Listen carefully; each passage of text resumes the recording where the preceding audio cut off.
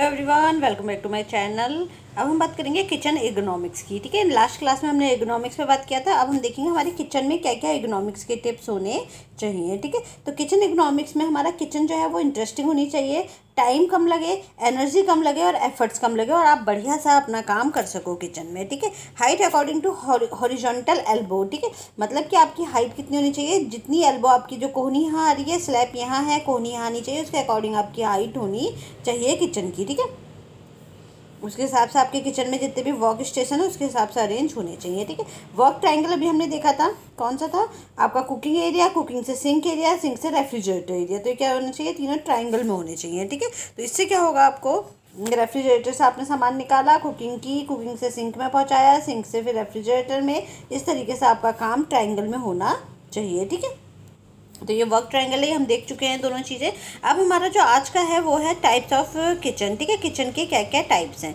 तो किचन हमारी कितने तरह की टाइप्स की किचन होती है, आपने देखा होगा घरों में आजकल अलग अलग तरह की नए नए डिज़ाइन की फैशन की किचन चल रही हैं। तो किचन्स में एक तो वर्क ट्रायंगल के हिसाब से हम डिसाइड करते हैं कि हमारा वर्क ट्रायंगल किस के अकॉर्डिंग अरेंज है। ठीक है, यानी कि आपके मान लो ये किचन है, ठीक है, ये किचन है तो इसमें आपका सिंक कहाँ है, ठीक है, और आपका रेफ्रिजरेशन कहाँ है, आपने फ्रिज कहाँ रखा है, और आपका कुकिंग एरिया कहाँ है। हम इस पे डिपेंड करते हैं किस वॉल पे हमारा क्या क्या अरेंज हमने कर रखा है। ठीक है, तो स्टोर एरिया यानी कि आपका फ्रिज वाला एरिया, सिंक एरिया और वॉक सरफेस यानी कि जहाँ आप खाना पका रहे हो, ठीक है, का शेप हमारा कौन सा है, उसके अकॉर्डिंग हम टाइप डिसाइड करेंगे कि हमारी किचन किस टाइप की है। ठीक है, वॉकिंग एरिया और रेफ्रिजरेशन का अरेंजमेंट हम यहाँ देखते हैं। ठीक है, सॉरी, प्रिपरेशन एरिया और रेफ्रिजरेशन का अरेंजमेंट हम यहाँ देखते हैं। ठीक है, तो सबसे पहली है हमारी एल शेप किचन। ठीक है, एल शेप किचन है हमारी, और ब्रोकन एल और राइट एंगल किचन भी हम इसे बोलते हैं। ठीक है, ब्रोकन एल और राइट एंगल किचन भी हम इसे बोलते हैं। इसमें आप देखोगे वर्क सेंटर को एल शेप में अरेंज किया जाता है। मतलब हमारे पास जो 3 वर्क सेंटर है, कौन कौन से थे जो हम ट्रायंगल बना रहे थे।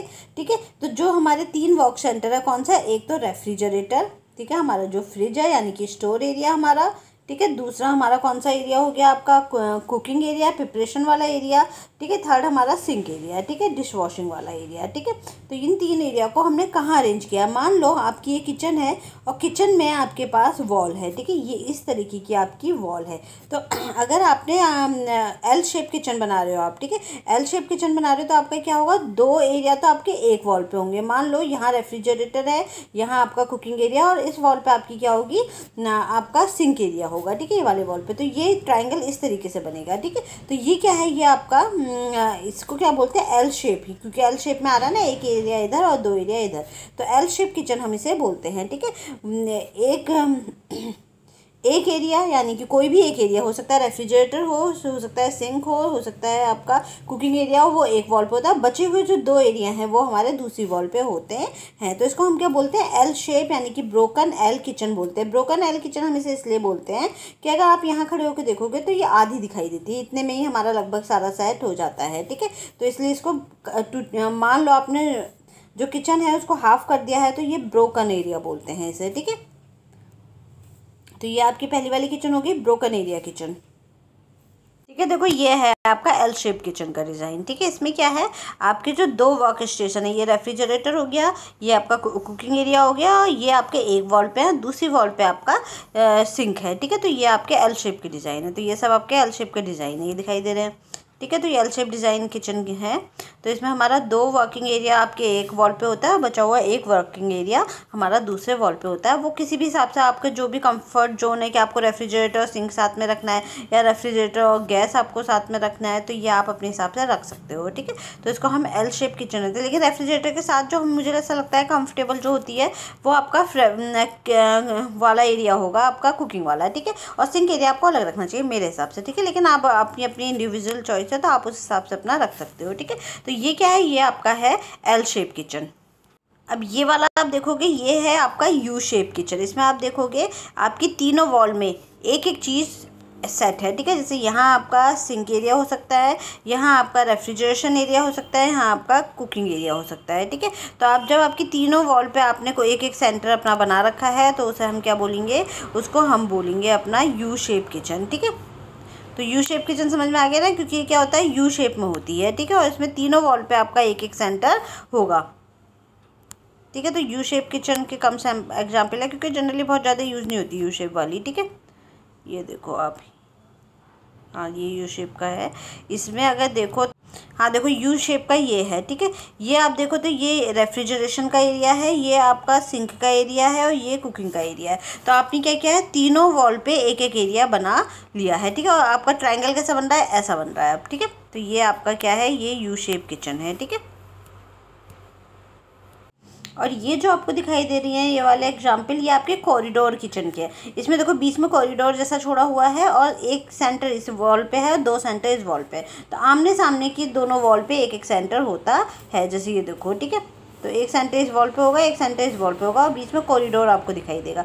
तो हम इसमें क्या करते हैं, आमने सामने की दोनों वॉल पे एक एक सेंटर बना, एक और दो सेंटर बना देते हैं, तो उसको बोलते हैं हम कॉरिडोर किचन। ठीक है, देखो ये हो गया, ये हो गया और ये हो गया। ठीक है, तो कॉरिडोर किचन हमारा बनता है। ठीक है, इसमें ट्रायंगल कैसे बन जाएगा, इसमें से बन जाएगा। ठीक है, एक सेंटर ये है, एक सेंटर ये है, एक सेंटर ये है, एक सेंटर ये है, तो इसका ट्रायंगल ऐसा बनेगा। ठीक है,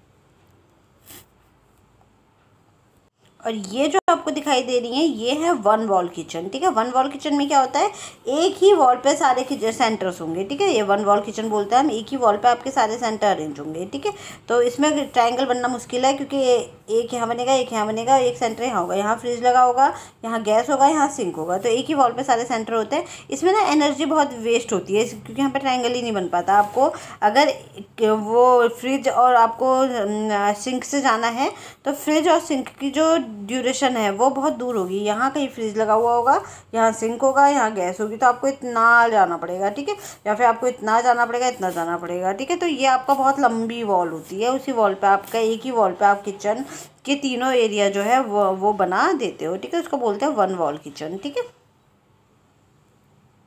ये बहुत अच्छी नहीं होती वन वॉल किचन, सबसे ज़्यादा वेस्ट एनर्जी यही करती है और लीस्ट प्रेफर करते हैं हम इसे वन वॉल किचन को।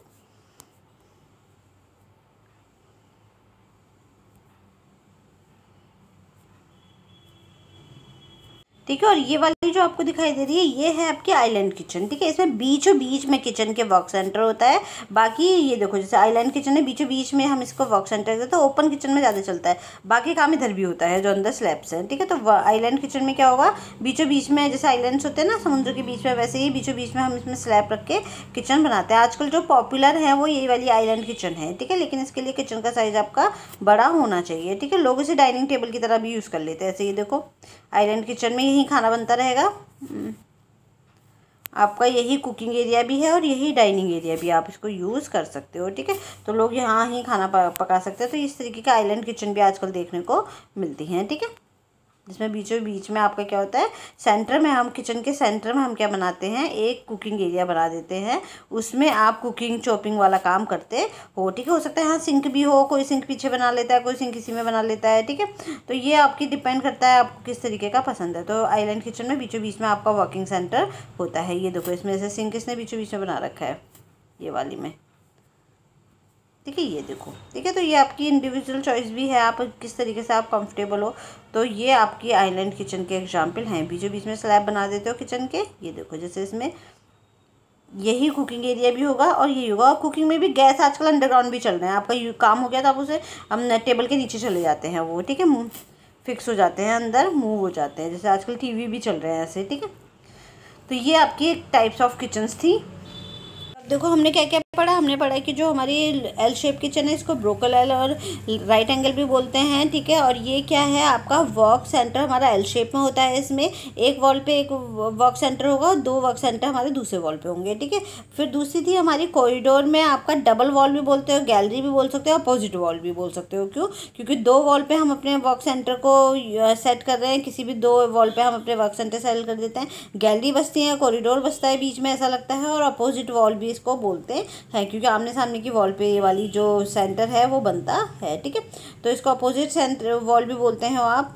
तो ये आपका जो है ये वाला, ठीक है। तो इसमें क्या है, आमने सामने के दो वॉल, एक वॉल पर एक सेंटर और दूसरी वॉल पर दो सेंटर हमारे होते हैं। तो ये क्या हो गई, आपकी कॉरिडोर हो गई, ठीक है। यू शेप आपकी कौन सी होगी, यू शेप और ब्रोकन यू किचन, ठीक है। ये क्या है, आपके सभी सेंटर तीनों अलग अलग वॉल पे होंगे, ठीक है। जो भी मैंने दिखाया था कि जो आपकी तीनों वॉल हैं उसमें आपके तीनों सेंटर होंगे। हो सकता है यहाँ सिंक हो, यहाँ किचन हो, या रेफ्रिजरेशन हो, ठीक है। तो अलग तीनों वॉल पे अलग अलग सेंटर आपके होते हैं, ठीक है। तो आपकी तीन हो गई, एल शेप, यू शेप और कॉरिडोर शेप, ठीक है। इसके बाद नेक्स्ट है वन वॉल किचन, ठीक है। वन वॉल किचन में क्या होता है, एक ही वॉल है किचन, एक ही वॉल है, उसी में तीनों सेंटर सेट हैं, ठीक है। सबसे ज़्यादा लीस्ट करती है ये। सभी पोर्शन जो है वॉकिंग एक ही वॉल पर होते हैं और वेस्ट एनर्जी एंड टाइम, ठीक है। फिर नेक्स्ट है इसके बाद आपका आइलैंड किचन। नेक्स्ट क्या है इसका, आइलैंड किचन है। आइलैंड किचन में क्या है हमारा, सेंट्रल वर्किंग एरिया, ये पूरी किचन है आपकी, और सेंट्रल वर्किंग एरिया, यहाँ पे आप सिंक भी लगा सकते हो और आप अपना कुकिंग एरिया भी लगा सकते हो। नहीं तो सिंक वैसे इसमें से किसी और वॉल पे ही बना लेते हैं, अपने हिसाब से सेट कर लेते हैं, ठीक है। तो पूरी किचन के बीचों बीच में आप बिल्कुल सेंटर पे आप क्या करते हो, वर्किंग एरिया बना लेते हो, और तीनों वर्किंग एरिया हम यहाँ बना सकते हैं, ठीक है। तो उसको क्या बोलते हैं, आइलैंड किचन बोलते हैं, ठीक है। तो इतनी तरह की हमारी किचन्स की हुई है, हमारा पूरा आज किचन का वो था। इसमें से क्वेश्चन आ जाते हैं कभी कभार, बल्कि पहले तो खूब आते थे, अब थोड़ा उन्होंने कम कर दिया क्योंकि बहुत रिपीट हो चुके हैं ये वाले क्वेश्चन। पर अभी हमारा जो एफआरएम का एक पोर्शन था, बड़ा वाला पोर्शन, ये कंप्लीट हो गया है। अब हम नेक्स्ट क्लास से कंज्यूमर इकोनॉमिक्स की बात करेंगे, ठीक है। कंज्यूमर इकोनॉमिक्स पढ़ेंगे हम अपने नेक्स्ट लेक्चर से। Thank you everyone, have a nice day.